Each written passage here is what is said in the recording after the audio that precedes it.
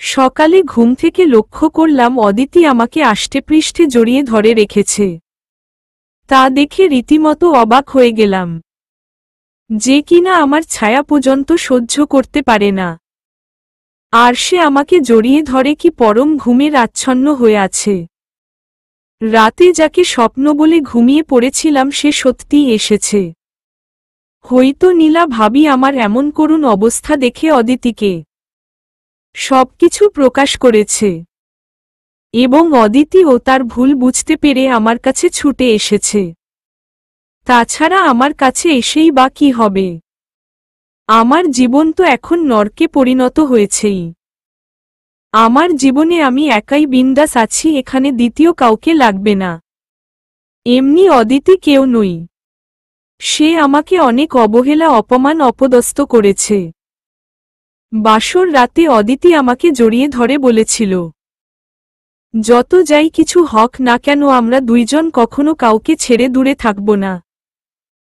সুখে দুঃখে আমরা একসঙ্গেই থাকব অদিতি। সেদিন আমিও অদিতিকে পরম ভালোবাসায় বুকে জড়িয়ে ধরে বলেছিলাম, আমাদের মাঝে যতই মান অভিমান হক না কেন আমি তোমাকে ছাড়া থাকতে পারব না। কিন্তু তুমি কি আমাকে ছাড়া থাকতে পারবে? আমি পারব না, আমিও তোমাকে ছাড়া থাকতে পারব না অদিতি। সেই দিনের কথাগুলো শুধু কথায় ছিল। সামান্য একটা দুর্ঘটনার জন্য অদিতি আমার জীবন থেকে চলে যেতে দ্বিতীয়বার ও ভাবেনি। অদিতি তো খুব বলেছিল আমাকে ছেড়ে সে কখনোই যাবে না। এই কি তার নমুনা? প্রকৃতি পক্ষে অদিতি আমাকে ভালোই বাসে নাই। ভালো যদি বাসতই তাহলে আমার করুণ অবস্থা দেখে কিছু পর এমনি চলে আসতো, কিন্তু তা আর হল না। এখন তো আমার জীবনে অদিতির প্রয়োজন নেই। একাকিত্বই আমি বিন্দাস আছি।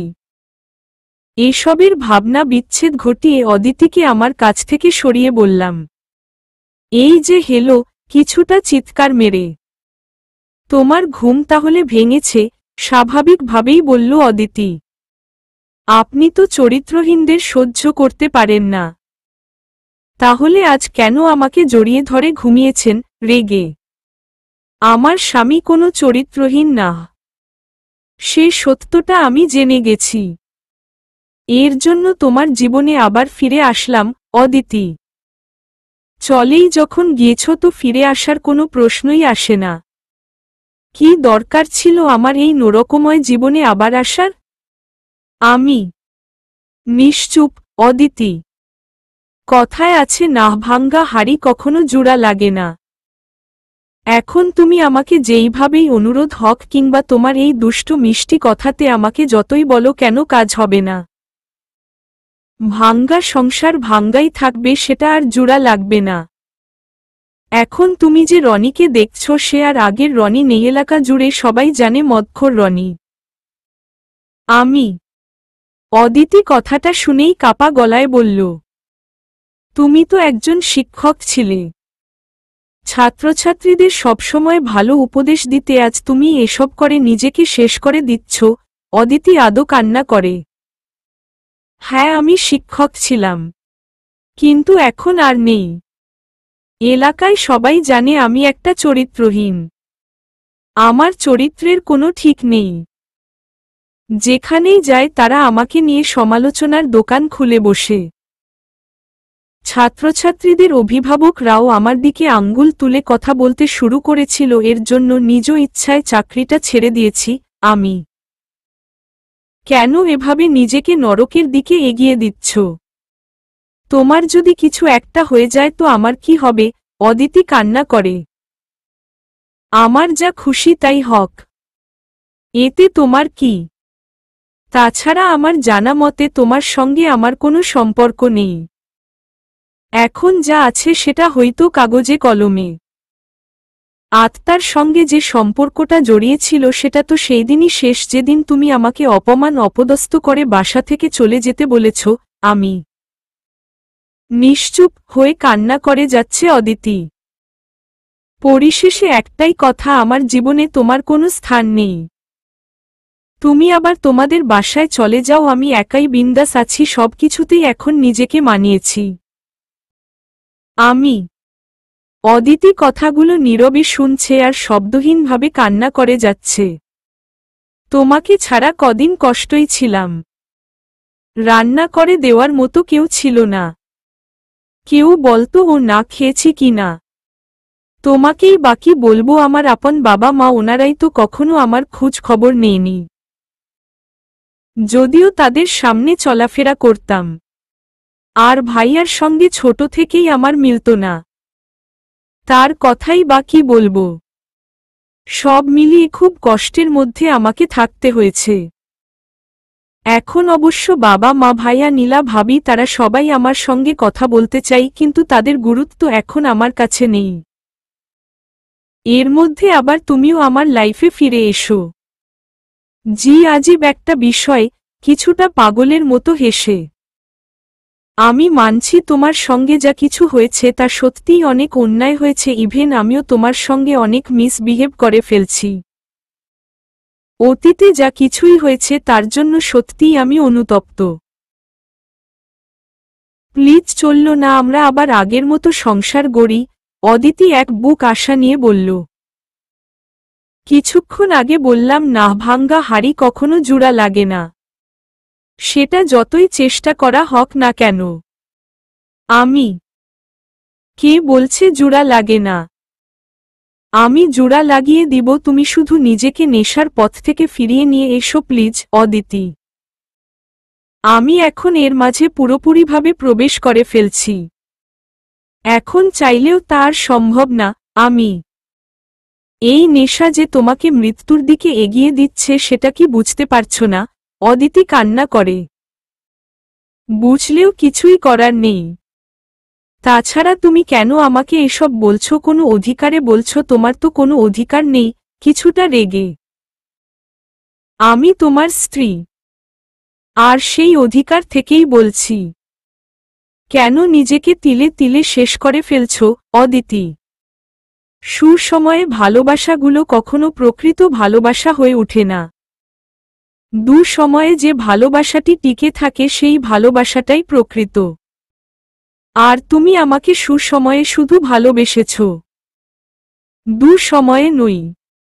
সুতরাং তুমি তোমার রাস্তায়, আমি আমার রাস্তায়। আমি কি করছি না করছি সেটা আমার একান্তই ব্যাপার, এখানে নাক গলাতে এসো না। আমি। তার মানে আমাদের সংসারটা আর আগের মতো গুছিয়ে নিতে পারবো না? অদিতি ছলছল চোখে তাকিয়ে। তোমার ইচ্ছা হলে আমার এখানেই থাকতে পারবে। কেন না? তুমি আমার কাগজে কলমে লিখিত স্ত্রী, শুধুমাত্র তোমার পুরো অধিকারই আছে এখানে থাকার। তবে আমার সংস্পর্শে আসতে পারবে না। এ কথায় তুমি আমার স্ত্রী হওয়ার সত্ত্বেও আমার কাছ থেকে সে অধিকার আর পাবে না, এই বলে বাহিরে চলে আসলাম। অপরদিকে অদিতি শুধু ছলছল চোখে আমার চলে যাওয়ার প্রাণে তাকিয়েছিল, সেদিকে ভ্রুক্ষেপ না দিয়ে আমি আমার মতো বাহিরে চলে আসলাম। রোজকার মতোই সারাদিন নেশাখোর বন্ধুদের সঙ্গে আড্ডা দিয়েই কেটে গেল। আমার সমাজ এখন তাদের সঙ্গেই হয়েছে। রাতে আড্ডার শেষে মাতাল অবস্থায় বাড়ির দিকে রওনা দিলাম। দরজার কাছে গিয়ে বন্ধ দেখেই প্রচণ্ড রাগ হতে লাগল এবং নিজের রাগ সংযত রাখতে না পেরে বললাম, কে দরজা বন্ধ করে রেখেছে? দরজা খুল বলছি, নয়তো এখনই ভেঙে ফেলব। মাতলামি করে। অদিতি দরজার ওপাশ থেকে এসব কথা শুনে তড়িঘড়ি করে দরজা খুলে দেই এবং মাতাল অবস্থায় দেখে তার চোখ যেন কপালে উঠে যায়। অদিতি বিশ্বাস করতে পারছে না তার স্বামী নেশা করে। কিন্তু আজ এই অবস্থায় দেখে অদিতির বিশ্বাস করতে বাধ্য হল। নিজেকে সংযত না রাখতে পেরে অদিতি আদো কান্না করে বলল, তোমাকে নেশা থেকে দূরে থাকতে বলেছিলাম আর এখন তুমি নেশাই করে আসছ? অদিতি, আমাকে না বলার অধিকার তোকে দিয়েছে। আমি যা খুশি তাই করব। কেউ আমাকে বাধা দিতে পারবে না।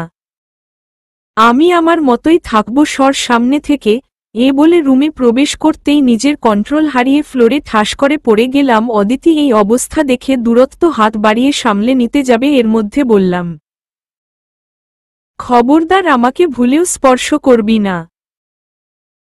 অহোহ, তুই তো আবার চরিত্রহীনদের সহ্য করতে পারিস না, তাহলে এখন আমাকে স্পর্শ করতে আসছিস কেন? সরে যা, নিজেকে আমি যথেষ্ট সামলে নিতে পারব। কারো সাহায্য লাগবে না আমার। এই বিছানায় পড়া মাত্রই ঘুমের দেশে তলিয়ে গেলাম। অদিতি তার স্বামীর এসব কথা শুনে ছলছল চোখে তাকিয়ে শুধু ভাবছে কয়েক মাসে এতটা পরিবর্তন কিভাবে সম্ভব। যে কিনা আমার ভয়ে সিগারেটটা পর্যন্ত খেতে পারত না, আজ সে কি নামতো খেয়ে এসে এসব আচরণে করছে। এসব ভাবছে আর চোখের জল ফেলছে। এখন হয়তো তার সবকিছুই কন্ট্রোলের বাহিরে চলে গিয়েছে। অদিতি তার চোখের জল মুছে তার স্বামীর পাশে গুটিসুটি মেরে শুয়ে পড়ল। ওইদিকে তার স্বামী শুয়ে পড়ামাত্রই ঘুমের রাজ্যে হারিয়ে গেছে। কিন্তু অদিতির কোনোভাবেই দু চোখের পাতা এক করতে পারছে না। সে ভাবছে অবহেলা মানুষকে এতটা বদলে ফেলে, এর জন্য হয়তো আমি নিজেই দায়ী। এসব দোষারোপ করছে আর চোখের জল মুছছে। তারপর অদিতি ও ঘুমিয়ে পড়ল।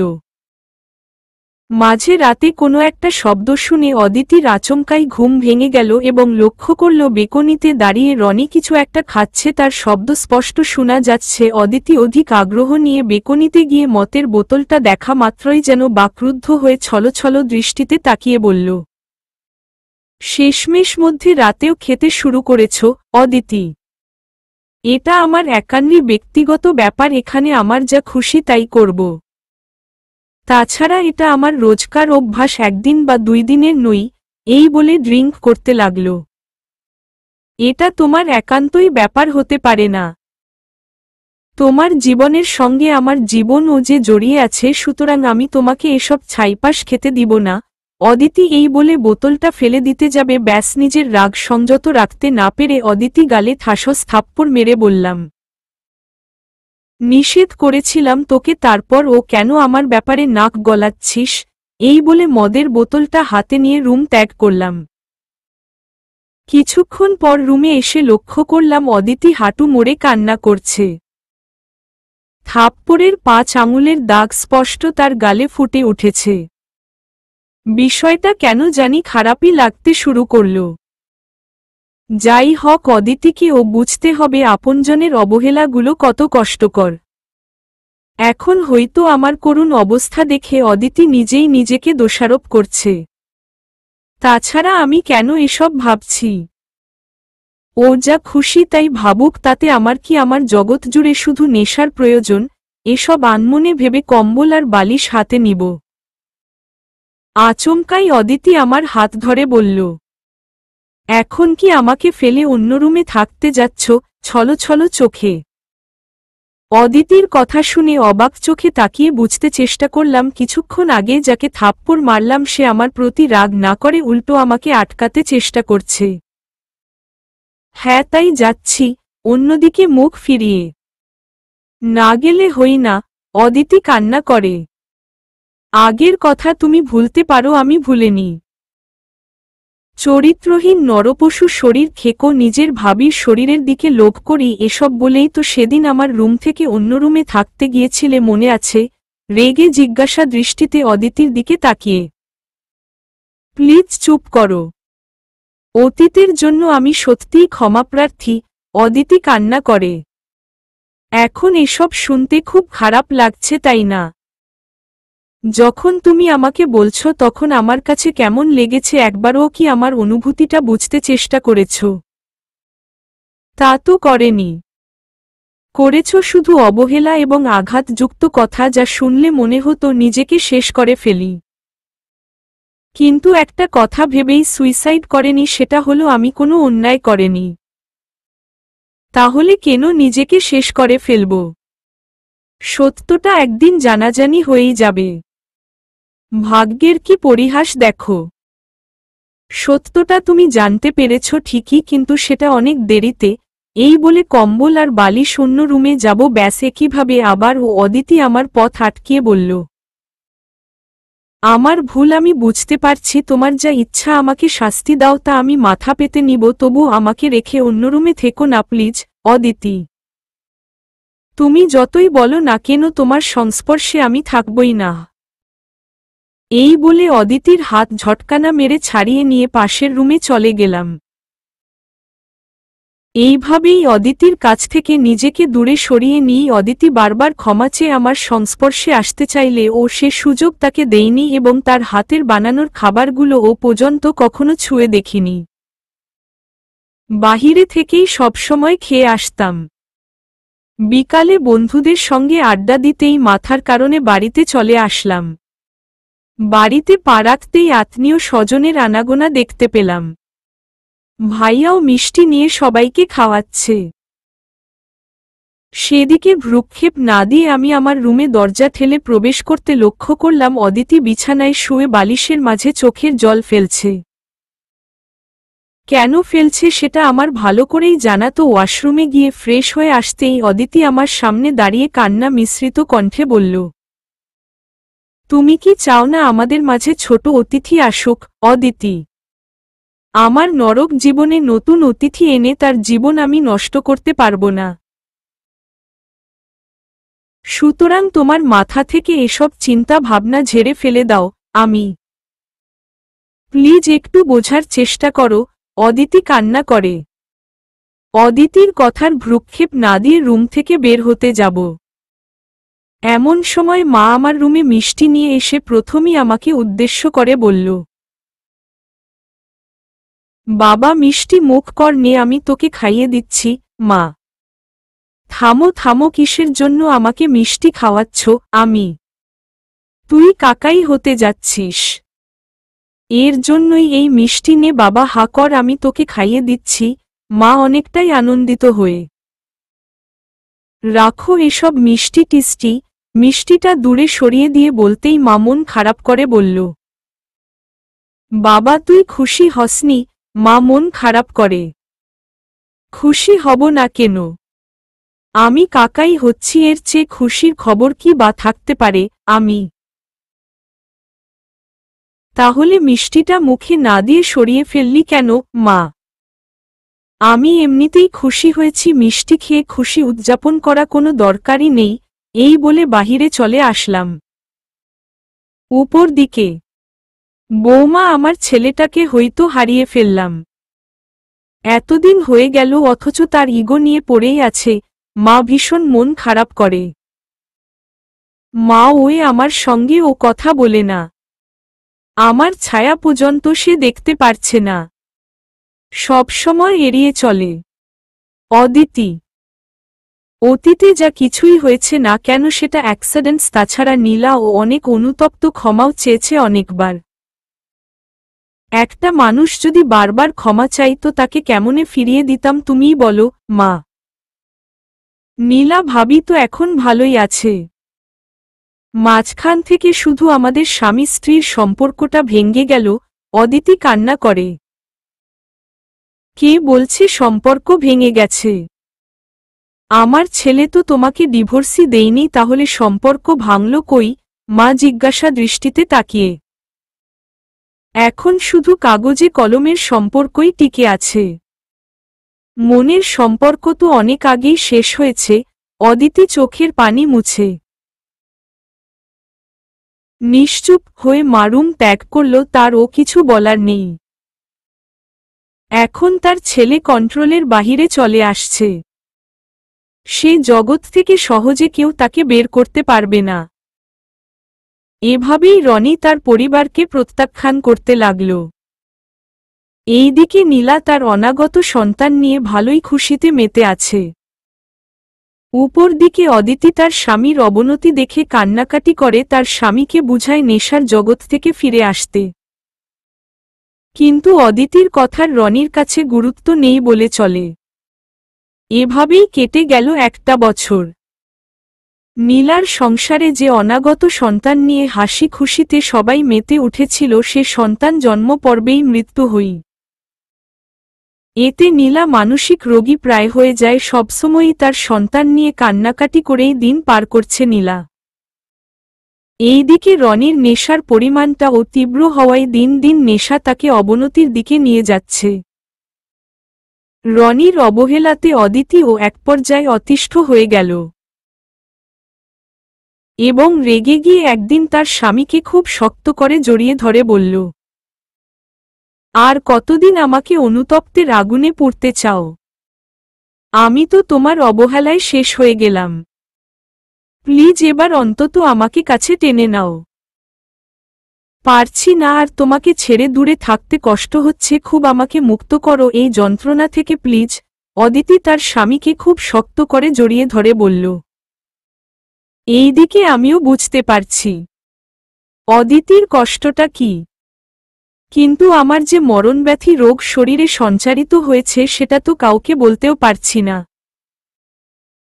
এবং অদিতিকেও আমার জীবনে ফিরিয়ে আনতে পারছি না। খুব ডিপ্রেশনে থাকতে হচ্ছে আমাকে। আনমনে ভাবতেই অদিতি আমাকে ঝাঁকিয়ে বলল, কি ভাবছো? আমাকে আরো কষ্ট দিবা নাকি কাছে টেনে নিবা? কোনটা চাও বলো, আমি তোমার সে কথাই রাখব। অদিতি নিজেকে যথেষ্ট সামলে নিয়ে বললাম, প্রকৃতপক্ষে আমিও তোমাকে এতটা কষ্ট দিতে চাইনি, কিন্তু আমার মাঝে যে বলতেই চোখ থেকে টপ করেই পানি পড়ে গেল। তা দেখে অদিতি অধিক আগ্রহ নিয়ে বলল, তোমার চোখে পানি আর কি যেন বললে? আবার বলো প্লিজ। অদিতি অদিতি আমার শরীরে যে মরণব্যাধি রোগ সঞ্চারিত হয়েছে, যা এতদিন তোমাদের কাছ থেকে গোপন রেখেছিলাম, বলার সাহস পাইনি, কিন্তু সত্যিটা যে বলতেই হতো, আমি যে বেশি দিন বাঁচব না। এর জন্য তোমাকে সবসময় দূরে দূরে রেখেছি, অবহেলা করেছি, যাতে তুমি আমার নরক জীবন থেকে সরে যাও। নিজের চোখের জল আটকাতে পারলাম না, অঝোর ধারায় পড়তে লাগল। অদিতি আমার কথাটি শোনামাত্রই অঝোর ধারায় চোখের জল ফেলতে লাগল এবং কাঁপা কাঁপা গলায় বলল, তুমি আমাকে কষ্ট দেওয়ার জন্য এসব বলছো তাই না? ভয় মৃত্যুর পথ যাত্রী কখনো মিথ্যা কথা বলতে পারে না, তেমন আমিও মিথ্যা কথা বলছি না। নিজের চোখের জলগুলো মুছে আমি বিশ্বাস করি না আমার লাইফ থেকে তোমাকে এত সহজেই মহান রাব্বুল আলামিন কেড়ে নিতে পারেন না। এই বলে অদিতি খুব শক্ত করে জড়িয়ে ধরল। অদিতি জড়িয়ে ধরতে কেন জানি বুকের বা পাশে মুচড়ে উঠল। অদিতিকেও তো কম কষ্ট দেইনি। আমার জন্য ও রোজ বালিশে মুখে লুকিয়ে কান্না করত, তবু ওকে আমার সংস্পর্শে নেইনি, দূরে দূরে রেখেছি। যখন ভাবলাম অতীতের সবকিছু ভুলে অদিতিকে মেনে নিব এবং সুখের সংসার অবলম্বন করব, ঠিক সে সময় আমার এমন মরণ ব্যাধি ক্যান্সার ধরা দিবে, সেটা কে জানত? মহান আল্লাহ হয়তো এই নরক জীবনে সুখ নামক শব্দটি আমার ভাগ্যে লিখেননি, তাই এরকম রোগের সম্মুখীন হতে হচ্ছে। তারই বাকি দোষ, নিজের রোগ তো নিজেই নেশা করে ডেকে এনেছি। এখন শুধু অদিতির দিকে তাকাতেই কেন জানি কষ্টটা দ্বিগুণ হচ্ছে। এত অবহেলার পরও আমার কাছে থেকেছে, কখনো ছেড়ে চলে যায়নি। হয়তো অতীতের মতো আর কোনো ভুল সে করতে চাই না।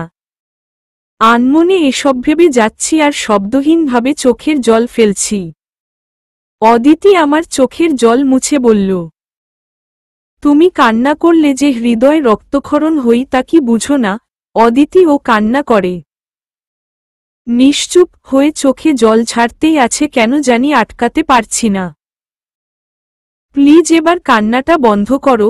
অদিতি চোখে জল মুছে দিয়ে বলল, তুমি আমাকে এত ভালোবাসো কেন? আমি আমার স্বামীকে ভালোবাসবো না তো কাকে ভালোবাসো? হ্যাঁ। অদিতি মুখে শুকনো হাসি হেসে বলল। অদিতির মুখে শুকনো হাসি দেখে আমিও কান্না মিশ্রিত কণ্ঠে হেসে বললাম, অদিতি তোমাকে হাসলে সত্যিই অনেক সুন্দর লাগে, মন চাই অনেকক্ষণ তোমার দিকে একদৃষ্টিতে তাকিয়ে থাকি আমি। অদিতি আমার বুকে মুখ লুকিয়ে বলল, পাম দেওয়া হচ্ছে খুব, তাই না? অদিতি, পাম না, সত্যিই বলছি আমি। অদিতির সঙ্গে খুনসুটি আলাপ করতেই এর মধ্যে রবিন ফোন। ব্যাস, অদিতি রবিনের নাম্বার দেখেই ফোনটা ফ্লোরে ঠাস করে ফেলে দিয়ে ভেঙে ফেলল এবং রাগান্বিত হয়ে বলল, তোমার এই নষ্ট বন্ধুদের জন্য আজ আমাকে এতটা কষ্ট পেতে হচ্ছে। আজ থেকে তোমার ওইসব বন্ধুদের সঙ্গে আড্ডা দেওয়া একদমই বন্ধ, অদিতি। অদিতির পাগলামিটা দেখে হেসে উড়িয়ে দিলাম। আগে যদি এমন করত তাহলে ভালোই তফা রফা লেগে যেত, কিন্তু বর্তমানে অদিতির শাসনগুলোকে আমার কাছে কেন জানি খুব ভালো লাগছে। তো হাসি মুখেই অদিতিকে বললাম, ফোনটা এভাবে ভেঙে ফেললে কেন? আমি তোমার সেসব নষ্ট বন্ধুদের সঙ্গ থেকে বিরত থাকার জন্য। ওদের জন্যই আজ আমাকে এতটা কষ্টটা পেতে হচ্ছে। অদিতি নিশ্চুপ। আমি প্লিজ আমার মনের অবস্থাটা একবার বুঝতে চেষ্টা করো। প্রতিনিয়ত তো আমাকে অবহেলাই করে গেলে, একবারও আমার কথাটি কান পর্যন্ত নিলে না। যা দারুণ আজ আমাকে এমন দৃশ্য দেখতে হচ্ছে। অদিতি কান্না করে। আচ্ছা ঠিক আছে, আজকের পর থেকে নেশার জগৎ পার রাখব না এবং সেই সব বন্ধুদের সঙ্গেও মিশব না। এখন থেকে আমার পরিবারকে যথেষ্ট সময় দিব। এই বলে অদিতিকে পরম ভালোবাসায় বুকে জড়িয়ে নিলাম। জীবন সংগ্রামে অনেক পরিস্থিতির সম্মুখীন হতে হই, কিন্তু সে মোকাবেলা করতে গিয়ে ভুল রাস্তা অবলম্বন করাটা বোকামি ছাড়া কিছুই না। রনির জীবন কি সত্যিই নরক জীবন ছিল? কিছুদিনের জন্য হয়তো নরকই ছিল, কিন্তু সেটা বেশি দিনের জন্য ছিল না। কিছুদিন পর হয়তো আবার সেই আগের মতোই স্বাভাবিক হয়ে যেত।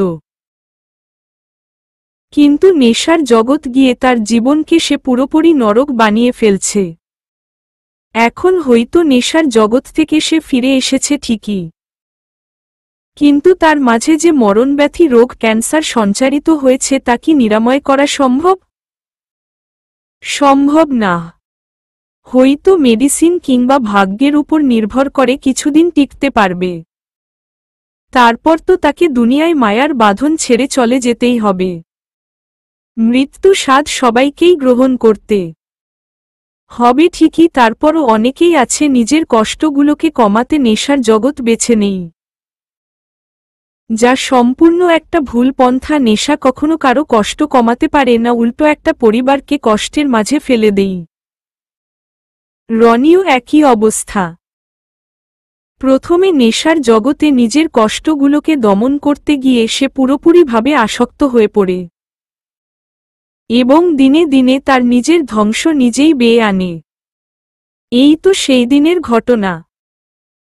মাঝরাতে হঠাৎ অবিরাম কাশি, যার দারুণ দূরত্ব। ওয়াশরুমে চলে যায় সে একটু ফ্রেশ হবার জন্য। ওয়াশরুমে গিয়ে লাইট অন করে আয়নার সামনে দাঁড়াতেই তার চোখ যেন কপালে উঠে গেল।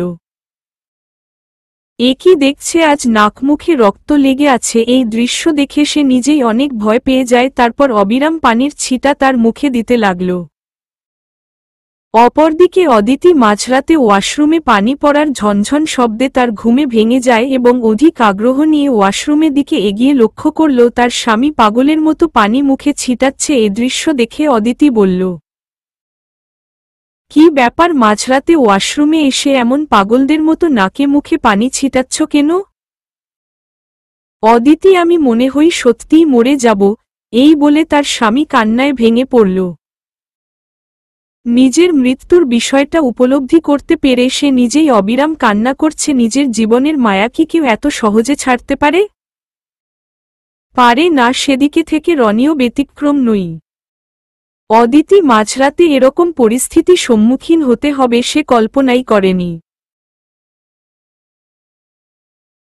আগেই থেকে যদিও জানত তার স্বামীর শরীরে মর্মব্যাধি রোগ সঞ্চারিত হয়েছে, কিন্তু আজ তার স্বামী নিজেই অনেকটা কান্নায় ভেঙে পড়েছে। এ দৃশ্য দেখে নিজেকে সংযত করতে না পেরে অদিতিও কান্না করে বলল, বাঁচবে না মানে কি বলছো এসব অলক্ষণে কথা? অদিতি এ কথা শেষ করতেই তার স্বামী খুব শক্ত করে জড়িয়ে ধরে বলল, অদিতি, আমি কি সত্যিই মরে যাব? চোখ থেকে অবিরাম জল পড়তেই চলছে তার। এইদিকে অদিতি তার স্বামীর আচরণে অনেকটাই অবাক, যে কিনা তার সঙ্গে ভালোভাবে কথায় বলতে চাই না। আজ সে হুট করে জড়িয়ে ধরেছে এবং অদ্ভুত ধরনের কথাবার্তা বলছে, যা শুনে অদিতির হৃদয়ে রক্তক্ষরণ হতে লাগল। এবার নিজেকে সংযত করতে না পেরে অদিতি ফুপিয়ে কান্না করে বলল, প্লিজ এমন কথা মুখে এনো না, কষ্ট হচ্ছে খুব। অদিতি ও কান্না করে শক্ত করে জড়িয়ে ধরে। মহান রাব্বুল আলামিন কেন যে আমার জীবনটাকে এমন নরক বানিয়ে দিল? আমি তো এমন নরক জীবন চাইনি। হ্যাঁ আল্লাহ, তুমি আমাকে একটা সুযোগ দাও বেঁচে থাকার। এত কম সময়ে আমি আমার পরিবারের মায়া ছেড়ে যেতে চাই না। কান্না অবিরাম চলছে। কে বলেছে তুমি বাঁচবে না? তুমি আরো অনেক দিন বেঁচে থাকবে। অদিতি ফুপিয়ে কান্না করে। ডাহ তো আমাকে মিথ্যা কথা বলতে পারে না। তাছাড়া আজ আমার মুখে নাকে রক্ত চলে আসলে। যা আমাকে জানেন দিচ্ছে আমি বেশি দিন তোমাদের কাছে থাকতে পারবো না। অদিতি তার স্বামীর এমন করুণ অবস্থা দেখে সান্ত্বনা দিয়ে বলে, ডাহের কথা অন্ধের মতো বিশ্বাস করছো কেন? ডাক্তার কি ভুল রিপোর্ট দিতে পারে না? অদিতি, তাহলে আজ আমার যে ঘটনার সম্মুখে হতে হলো সেটা কি ভুল? আমি ভুল কিনা জানি না, তবে মহান রাব্বুল আলামিন আমাকে এতটা কষ্টের মুখে ফেলতে পারেন না। সে বিশ্বাস আমার উপর ওয়ালার প্রতি দৃঢ় রয়েছে। অদিতি ব্যাস কান্নাকাটির একটা রোল হয়ে দাঁড়ালো রনি আর অদিতির মাঝে। অদিতি ইতিমধ্যে 5 ওয়াক্ত নামাজ পড়া শুরু করেছে। মোনাজাতে চোখের জল ফেলে তার স্বামীর সুস্থতা কামনা করছে। অদিতির পুরো বিশ্বাস মহান রাব্বুল আলামিন তার সঙ্গে এরকমটা করবেন না। আর রনির অবস্থা তো মৃত্যুর ভয়, খাওয়া দাওয়াত একদমই ছেড়ে দিয়েছে। অদিতি শত চেষ্টা করার পর ও পানিটুকু ও খাওয়াতে পারছে না। বাড়ির ছোট ছেলের এমন করুণ অবস্থা দেখে তার মা, বাবা, ভাই এবং নীলা পর্যন্ত কান্না করেছিল। সবারই মনে মধ্যে কেমন যেন রক্তক্ষরণ হচ্ছিল। এইদিকে রনি তার জীবনের আশা ভরসা ছেড়ে চিকিৎসা নিবে বলে সিদ্ধান্ত নেন। বেশ 2টা দিন কান্নাকাটির করার পর বাবা আর ভাইয়া আমাকে জোরপূর্বক সেই আগের ডাক্তারের কাছে নিয়ে গেলেন, যার কাছে কিছুদিন আগে রিপোর্টে নিয়েছিলাম। আমি এক প্রকার জীবনের আশায় ছেড়েই দিয়েছিলাম। তো আজ তার চেম্বারে প্রবেশ করা মাত্রই ডাক্তার আমাকে দেখেই বলল, আপনি এমন মানুষ কেন? ডাক্তারের এমন ধারা কথা শুনে উপস্থিত বাবা, ভাইয়া, অদিতি তারা আমার দিকে তাকিয়ে ব্যাপারটা উপলব্ধি করতেই ডাক্তার যা বলল তা শুনে উপস্থিত সবাই অবাক হয়ে ডাক্তারের দিকে একদৃষ্টিতে তাকিয়ে রইল। বাবা আর ভাইয়ার জোড়াজুড়িতে হসপিটালে যেতে বাধ্য হলাম। ডাক্তারের চেম্বারে প্রবেশ করার মাত্রই অনেকটা বিষণ্ণই সঙ্গে বলে উঠল, আপনি কেমন মানুষ বলে তো? সেদিন আপনাকে ক্যান্সার রিপোর্ট হাতে দেওয়া মাত্রই কোনো কথা না বলে চলে গেলেন। পিছন দিক থেকে কতবার আপনাকে ডাকতেছিলাম, সেদিকে ভ্রুক্ষেপ না দিয়েই চলে গেলেন। ডাক্তার, রিপোর্টে যখন ক্যান্সার ধরা পড়েছে তো চিকিৎসা নিয়েই বা কী লাভ? যতটা নেশার জগতে ছিলাম তা আমাকে ভালোভাবেই জানেন দিয়েছে আমি আর বেশি দিন বাঁচব না। চোখের পানি মুছে বললাম। এর মধ্যে বাবা ডাক্তারের উদ্দেশ্য বলে উঠল, ডাক্তার, আমার ছেলেটার রোগ কি নিরাময় করা সম্ভব না? বাবা কান্না করে, দেখুন আপনার ছেলে অধিক পরিমাণে মদ্যপান করেছে, এতে তার অনেক কিছুই ক্ষতি করে ফেলছে, বুঝতেই পারছেন আমি কি বুঝাতে চাচ্ছি? ডাক্তার, আপনাকে সত্য কথা বলার জন্য অসংখ্য ধন্যবাদ। আমিও সেটাই এদেরকে বুঝাতে চেষ্টা করছিলাম, বেশি দিন বাঁচব না। এরা এই কথাটি বিশ্বাসই করতে চাচ্ছে না। আমি মিস্টার রনি, আমার কথা শুনে আপনার খারাপ লাগছে, তা আমি ভালো করেই বুঝতে পারছি, কিন্তু তারপর যে আমাকে সত্যটা বলতেই হতো। ডাক্তার মাথা নিচু করে বলল। ডাক্তারের কথা শুনে উপস্থিত বাবা, মা, ভাইয়া, অদিতি তারা সবাই কান্নায় ভেঙে পড়ল। তাদের এই দৃশ্য দেখে নিজেকে আর আটকাতে পারলাম না। শব্দহীনভাবে চোখ থেকে অঝোর ধারায় জল গড়তে লাগল। বুকটা ফেটে হাহাকার করছে। আমি সত্যিই এই পৃথিবীর মায়া ছেড়ে চলে যাব, এটা ভাবতেই বুকের ভিতরে দুমড়ে মুচড়ে উঠছে। নিজেকে সংযত রাখতে পারছি না। এখন কেন জানি বেশি দিন বাঁচতে ইচ্ছা করছে, কিন্তু রোগ তো আমার পিছু ছাড়বে না, সে আমাকে ধ্বংস করেই ছাড়বে আনমনে ভেবে যাচ্ছি আর চোখের জল ফেলছি। এর মধ্যে অদিতি এসে আমার চোখের মুছে আমার দিকে অসহায়ত্ব চোখে তাকিয়ে অঝোর ধারায় জল ফেলছে। বাবা মা ভাইয়া তারাও অনেক কান্না করছে। সকলের এই এমন অবস্থা দেখে নিজের চোখের মুছে নিজেকে সংযত করে সবার উদ্দেশ্যে বললাম, তোমরা সবাই কান্না করছো কেন? রোগ শরীরে সঞ্চারিত হয়েছে তো কি হয়েছে? কিছুদিন ট্রিটমেন্ট নিলেই ভালো যাব। ডাক্তার ঠিক বললাম তো? আমি। ডাক্তার তার চশমা খুলে চোখের কোণে জল মুছে বলল, হ্যাঁ আপনি ঠিকই বলছেন, আপনি খুব শীঘ্রই ভালো হয়ে যাবেন। ডাক্তার মিথ্যা সান্ত্বনা দিয়ে। মাকে লক্ষ্য করলাম, সে অবিরাম কান্নাই যাচ্ছে, তার সঙ্গে অদিতিও। বসা থেকে উঠে তাদের কাছে গিয়ে বললাম, তোমরা এত কান্না করছো কেন? যা হবার তা তো হবেই, এতে কান্নার কি আছে? নিমিষেই কান্না আমার ও চলে আসলো।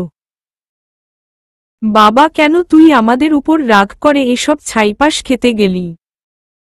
আমরা তো তোকে অনেকবারই নিষেধ করেছিলাম।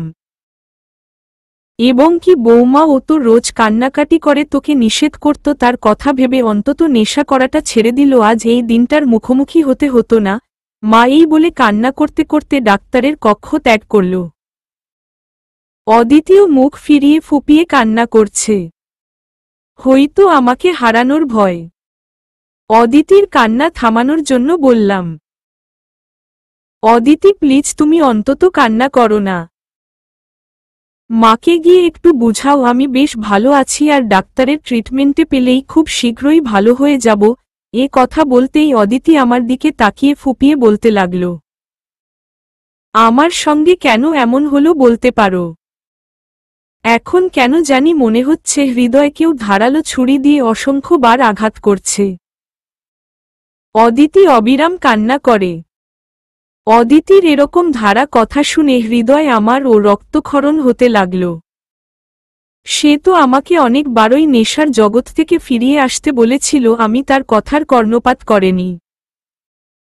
সবসময় অবহেলার চোখে দেখেছি। ভেবেছি তার ভালোবাসাটা নাটক মাত্র, কিন্তু আজ তার চোখের পানি প্রমাণ করে দিচ্ছে তার ভালোবাসা কতটা গভীর। ভাবনার বিচ্ছেদ ঘটিয়ে অদিতিকে বললাম, অদিতি প্লিজ এভাবে কান্না করো না, আমি নিজেকে সংযত রাখতে পারছি না। আমার মনে অবস্থা তো বুঝতেই পারছো, এর মধ্যে তুমি আর মা মিলে যদি এভাবে কান্না করো তো আমি কেমনে নিজেকে সংযত রাখব বলো? আমি। এ কথা বলা মাত্রই চোখের জল মুছে আমার দিকে একদৃষ্টিতে তাকিয়ে রইল, হয়তো আমাকে কিছু বলতে চাচ্ছে, সে সুযোগ না দিয়ে অদিতিকে বললাম, কি হলো, যাও মাকে সামলাও গিয়ে, নয়তো কান্না করে সে অসুস্থ হয়ে পড়বে। আমি। আমার কথা মতো অদিতি মার কাছে চলে গেল। নিজেকে বড্ড অসহায় লাগছে। এতদিন ক্যান্সার রোগের কথা মানুষজনের মুখে শুনতাম, কিন্তু আজ আমার নিজেই হয়েছে। ভাগ্যকে দোষ দিয়ে কি হবে? নেশা আমাকে তিলে তিলে শেষ করেছে, এতে উপরওয়ালার বাকি দোষ থাকতে পারে। যদি নেশার জগতে না যেতাম তাহলে হয়তো আমাকে এদিন দেখতে হতো না। আমার জীবনে সবচেয়ে বড় ভুল তা নেশার জগতে গিয়ে করেছি। এই ভুল শুধরানোর সময়টুকুও পেলাম না, তার আগেই মরণ ব্যাধি রোগটা আমাকে আপন করে নিয়েছে। এখন শতবার চাইলেও এই রোগ আমাকে ছাড়বে না। সে আমাকে চিরন্তন পরিবার থেকে বিদায় করবে। এটা ভাবতেই বুক ফেটে যেন কান্না আসছে। তারপর ও কান্না করতে পারছি না। আমি কান্না করলে যে মা আর অদিতি তারা পুরোপুরি ভেঙে পড়বে। এটা ভেবেই কান্নাটা নিজের মাঝে চেপেই রাখতে শুরু করলাম। বেশ, সেদিন হসপিটাল থেকে মেডিসিন নিয়ে বাড়িতে চলে আসি। বাড়িতে আসার পর সবাই কেমন জানি নিশ্চুপ হয়ে যায়। মা সবসময় আমার কাছে এসে বলে, বাবা তোর কিছু খেতে ইচ্ছা করলে আমাকে বল, আমি তোকে তাই এনে দিচ্ছি। মার এমন ধারা কথা শুনে খুবই কষ্ট পেতাম। বুঝতে পারতাম আমি তাদের মধ্যে কদিনের জন্য অতিথি হয়েছি মাত্র। এর জন্য এত আদর যন্ত্র করছে। হাজারটা কষ্ট বুকে চেপে রেখে মাকে হাসি মুখেই বলতাম, মা কি বলছো এসব? আমি কি কোনো অতিথি নাকি যে আমাকে সবসময় ভালো ভালো খাবার খেতে হবে? মা আমার কথা শুনে চোখের কোণে জল মুছে চলে যেত, দ্বিতীয় কোনো কথা বলতো না। এখন ভাইয়া ও অনেক পরিবর্তন হয়েছে, আগে তো তার সঙ্গে ধাক্কা লাগলো, আমার সাথে কথা বলতো না। ইদানিং আমার ভালোই খোঁজ খবর নিচ্ছে। কিন্তু আমার জন্য ভাইয়া নীলা ভাবিকে ভালোই শাস্তি দিচ্ছে। বর্তমানে তাদের স্বামী স্ত্রীর মাঝে সম্পর্কের ফাটল ধরেছে।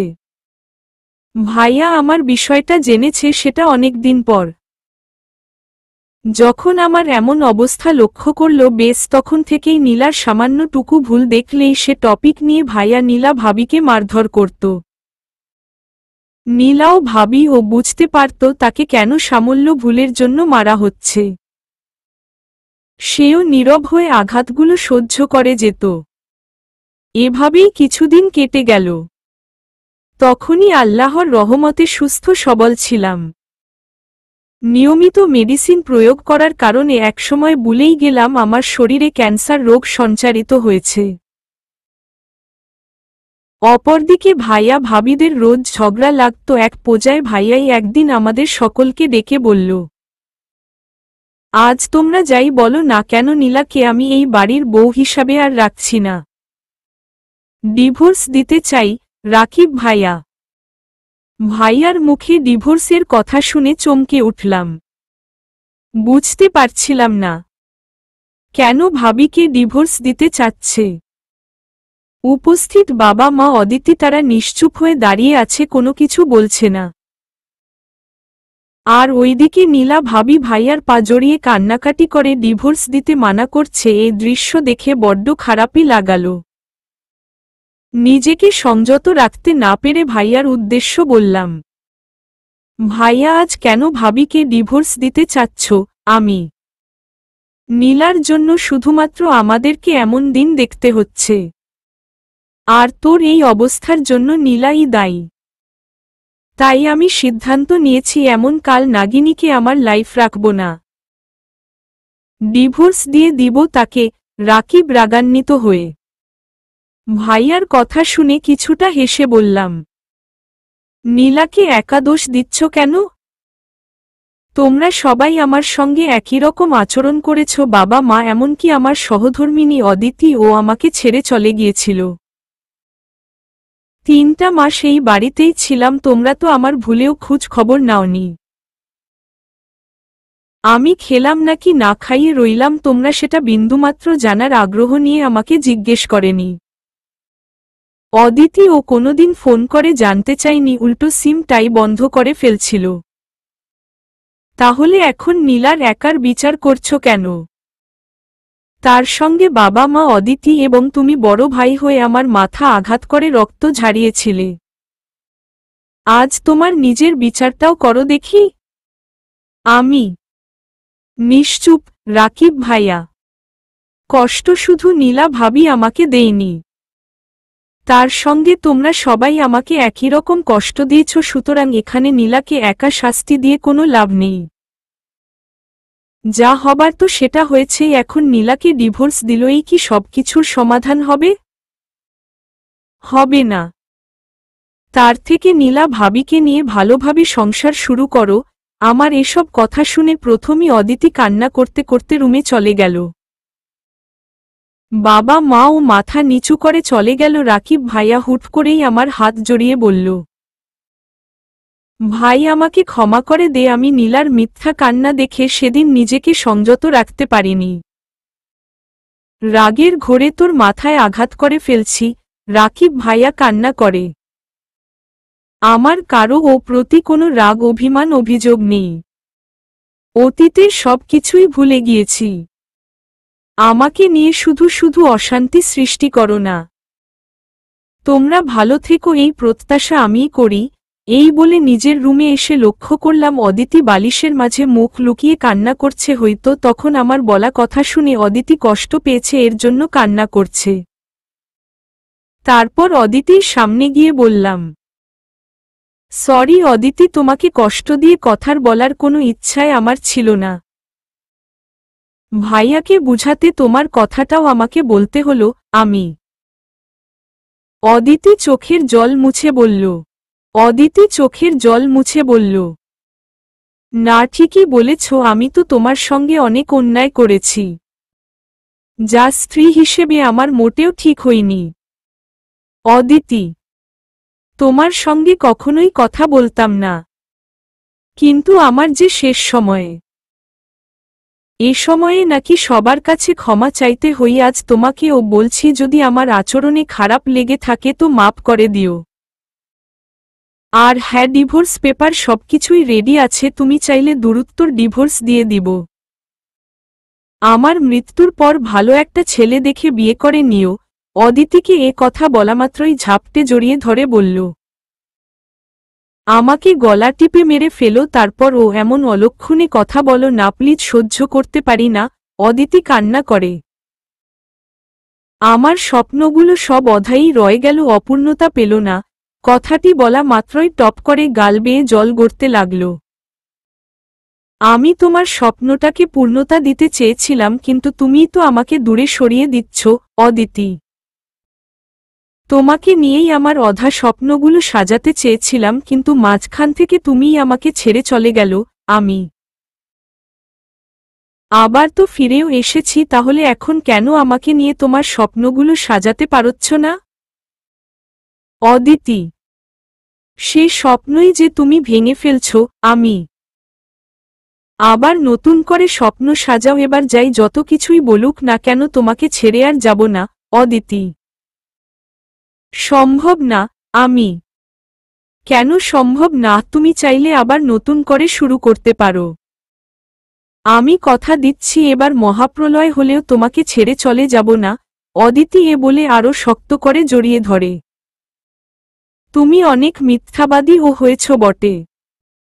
বাসর রাতেও আমাকে এই সেম কথাই বলছিলা। প্রকৃতপক্ষে কি সে কথা রাখতে পেরেছ? আমি নিশ্চুপ। অদিতি অদিতির নিশ্চুপ থাকা দেখে মুখে শুকনো হাসি হেসে বলে উঠলাম, আচ্ছা থাক, ওসব বলে আর লাভ নেই। এখন চাইলেও আর আমার লাইফ থেকে নরক নামক শব্দটি সরাতে পারবো না। এ বলে অদিতিকে ছেড়ে চলে আসতে যাব, এর মধ্যে অদিতি আমার হাত ধরে বলে উঠল, কোথায় যাচ্ছ? অদিতি, এই সুন্দর পৃথিবীটা একটু ঘুরে দেখি, যদি আর সুযোগ নাই পাই। এই বলে অদিতি হাত ছাড়িয়ে নিয়ে কলেজ লাইফের বন্ধুদের সঙ্গে আড্ডা দিতে চলে আসলাম। উপর দিকে অদিতি কান্নায় ভেঙে পড়ল। অদিতিরও অনেক স্বপ্ন ছিল তার সন্তান হবে, তাকে ঘিরে আনন্দের উথলাস করবে।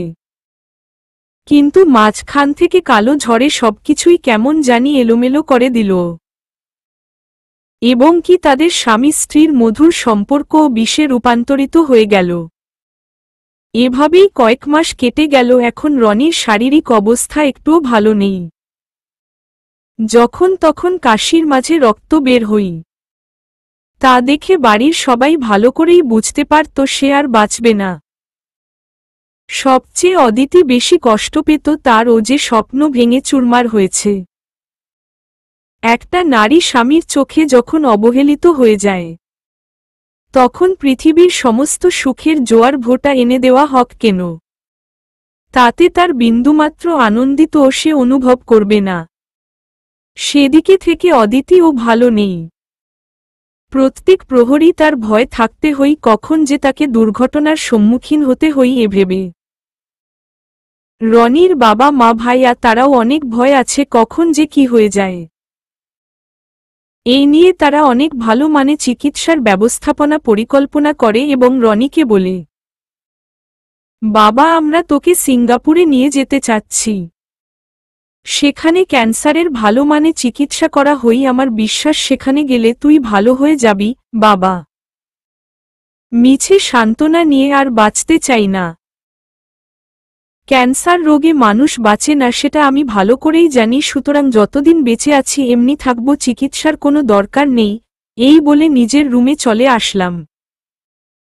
উপস্থিত বাবা মা, বড় ভাইয়া অদিতি, তারা সবাই আমার দিকে অবাক চোখে তাকিয়ে আছে। অদিতি তো আমার পিছনে পিছনে আসতে লাগলো। দরজা ঠেলে রুমে প্রবেশ করব, এর মধ্যে অদিতি এসে বলল, কি পাগলামো শুরু করলে বলে তো? অসহায়ত্ব চোখে তাকিয়ে, কই কি পাগলামো করলাম?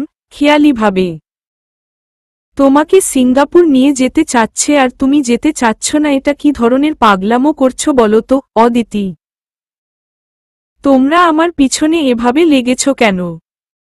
আমি বলছি সিঙ্গাপুর যাব না তো যাব না, এটাই ফাইনাল। আমি প্লিজ না করো না। এভাবে চলতে থাকলে যে তোমাকে সত্যিই হারিয়ে ফেলব। অদিতি কান্না করে, ট্রিটমেন্ট নিয়ে বাঁচার কোনো ইচ্ছা আমার নেই। যতদিন মেডিসিন ছাড়া উপরওয়ালা আমাকে রাখবে ততদিন বাঁচব। এছাড়া কোনো ট্রিটমেন্টই আমি বিশ্বাস করি না। আমি তারপর তো তোমাকে চিকিৎসা নিতে হবে। বুঝতে পারছো না কেন? তোমার শরীর যে রোগটা বৃদ্ধি হতেই চলছে, তা যে কোনো সময়ে অঘটন ঘটাতে পারে। অদিতি কান্না করে, তুমি আমার সামনে থেকে প্লিজ যাও তো। ভালো লাগছে না, কিছুটা রেগে। আমার কথা কি তুমি একবারও ভাববে না? অসহায়ত্ব তাকিয়ে, নিশ্চুপ। আমি তোমার সঙ্গে কিছুদিন অবহেলা করেছি দেখে তোমার ইগো নিয়ে পড়ে আছো, কিন্তু তুমি যে আমাকে একটা বছর ধরে অবহেলা করে আসছো, সেটা কি একবারও ভেবেছ? তোমার আচরণে রোজ কতটা কষ্ট পেতে হয়েছে আমাকে। অদিতি, নিশ্চুপ। আমি নিজের জীবনটাকে কেন নরকের দিকে এগিয়ে দিচ্ছ আর আমাকেও কষ্ট দিচ্ছ বলো তো? অদিতি কান্না করে ফ্লোরে বসে পড়ে, আমার জীবনটাকে নরক বানাতে তোমরা আমাকে বাধ্য করেছ, তাহলে আজ এত আফসোস করছো কেন? আর কি বললে আমি তোমাকে অবহেলা করেছি? হ্যাঁ, ঠিকই ধরেছ। আর কেউ জানুক বা না জানুক, তুমি তো ভালো করেই জানতে, যাকে একবার আমার মন থেকে বের হয়ে যায় তাকে দ্বিতীয়বারের মতো কাছে নেই না। আমি নিশ্চুপ। অদিতি, অদিতি, আমার আজও মনে পড়ে তোমাদের বাড়িতে যখন তোমাকে ফিরিয়ে আনতে গিয়েছিলাম আর তুমি সে সুযোগ নিয়ে আমাকে নানা কথায় অপমান করেছিলে। সেদিন থেকেই তোমার নাম আমার মন থেকে একবারে উঠে গেছে। আর মনস্থির করেছিলাম তোমাকে আর আমার সংস্পর্শে নিব না। আমি অদিতি নিশ্চুপ হয়ে কান্নাই করেই যাচ্ছিল। বলার মতো ভাষাই তার জানা ছিল না। এভাবেই রনি তার মরণব্যাধি রোগকে বরণ করে নেই। পরিবারের সকলেই তাকে জোরপূর্বক সিঙ্গাপুর নিয়ে যেতে চাইলেও তাদের মুখের উপর না করে দেই, যার দারুণ দিনে দিনে তার রোগটা গ্রাস করে ফেলে। রনির এমন অবস্থা দেখে তার বাবা মা ও অদিতি বেশি কান্না করত, কিন্তু রনিকে তারা কোনো চিকিৎসা করাতে পারত না। তার একটাই জিদ, মরেই যাবে তবুও কোনো ট্রিটমেন্ট সে নিবে না। একদিন বিছানা শুয়ে থাকার অবস্থায় কাশি দিতেই নাকমুখে থেকে রক্ত অবিরাম বের হতে লাগল।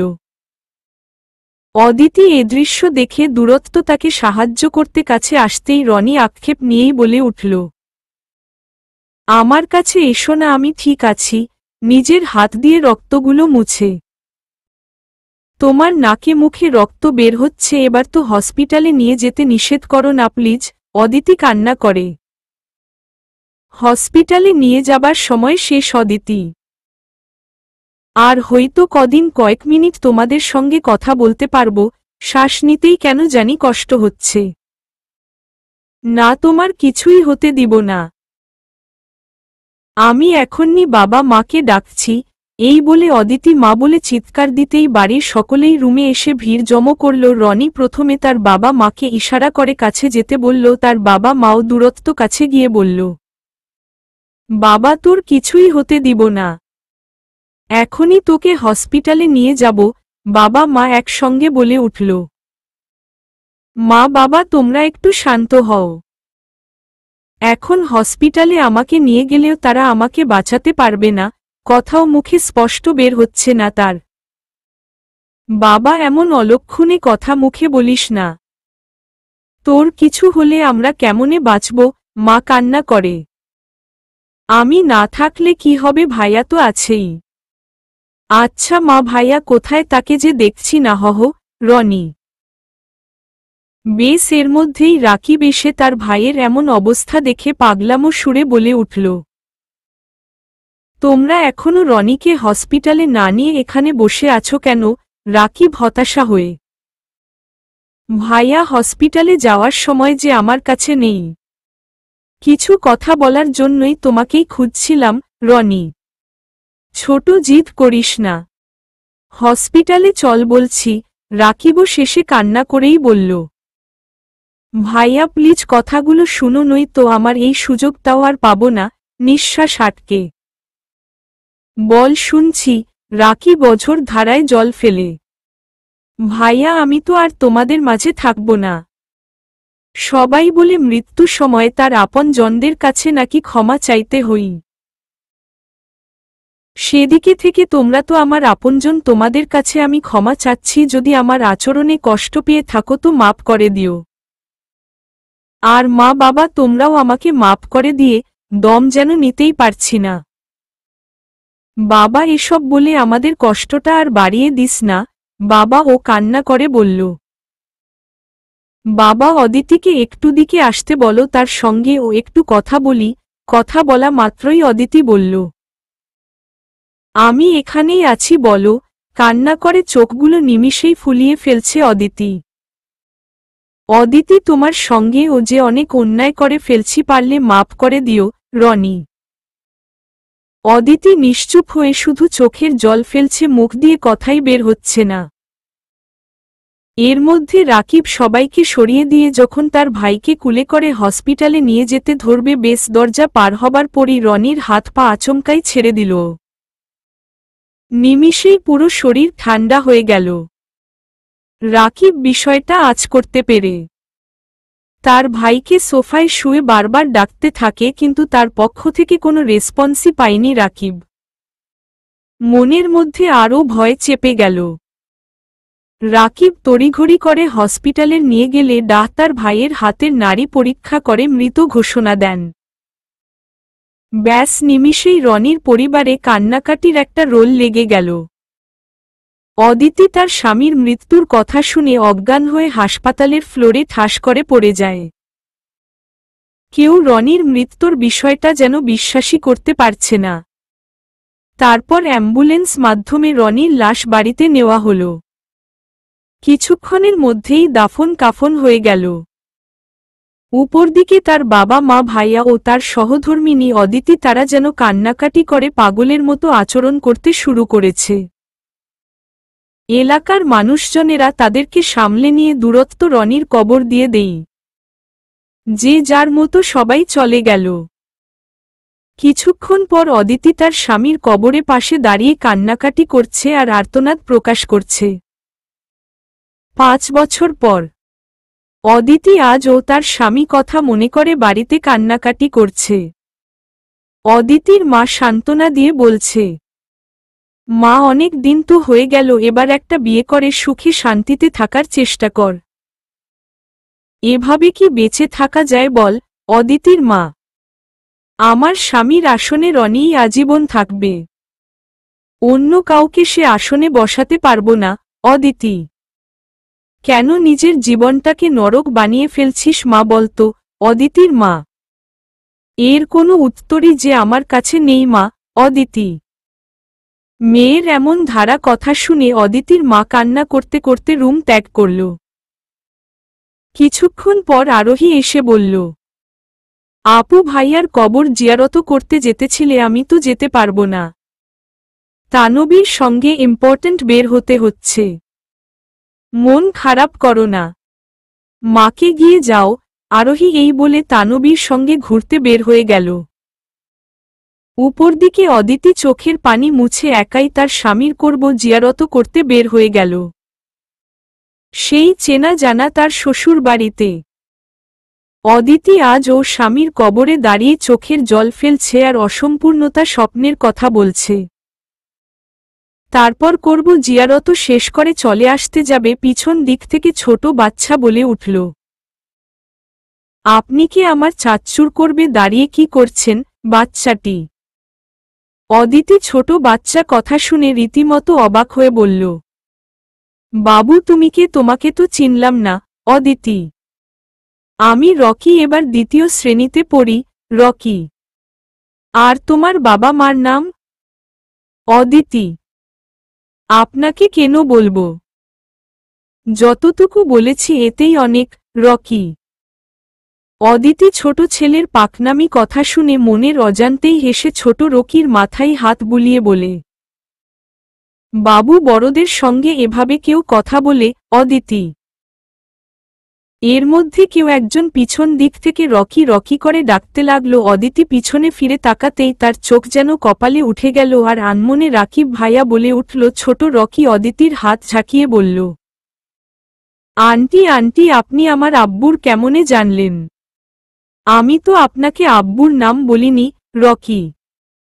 অদিতি এবার বুঝতে পারল ছেলেটির বাবা তাহলে রাকিব ভাইয়া।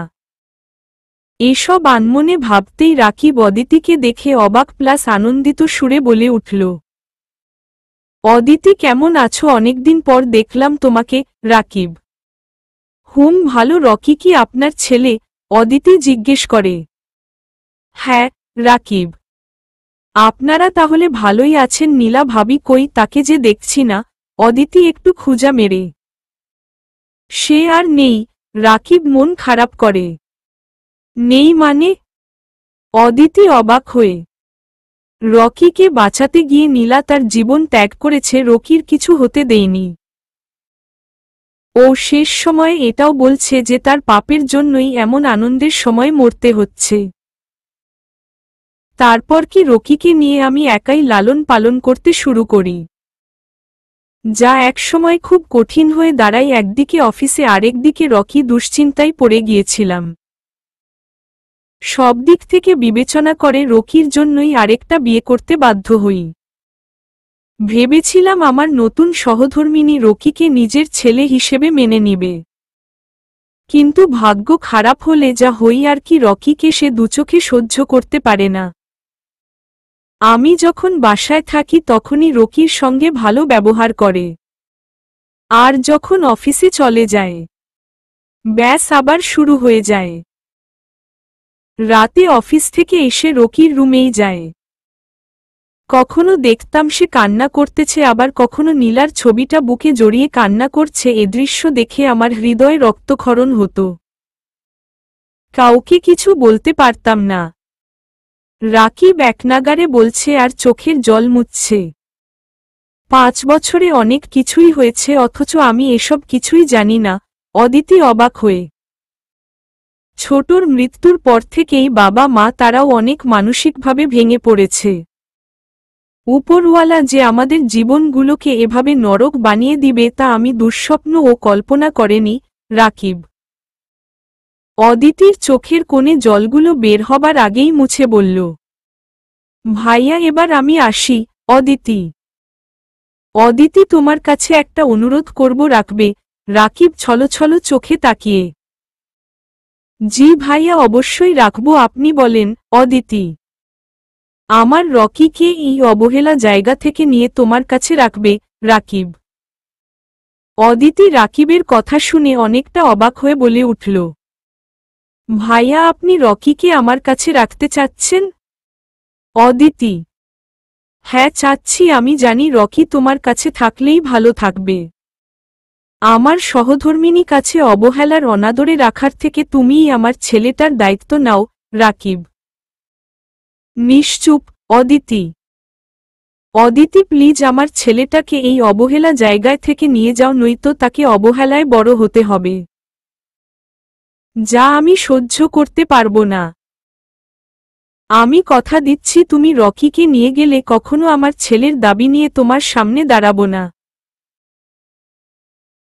দরকার পড়লেই চুক্তিবন্ধ করতে পারো, কান্না করে।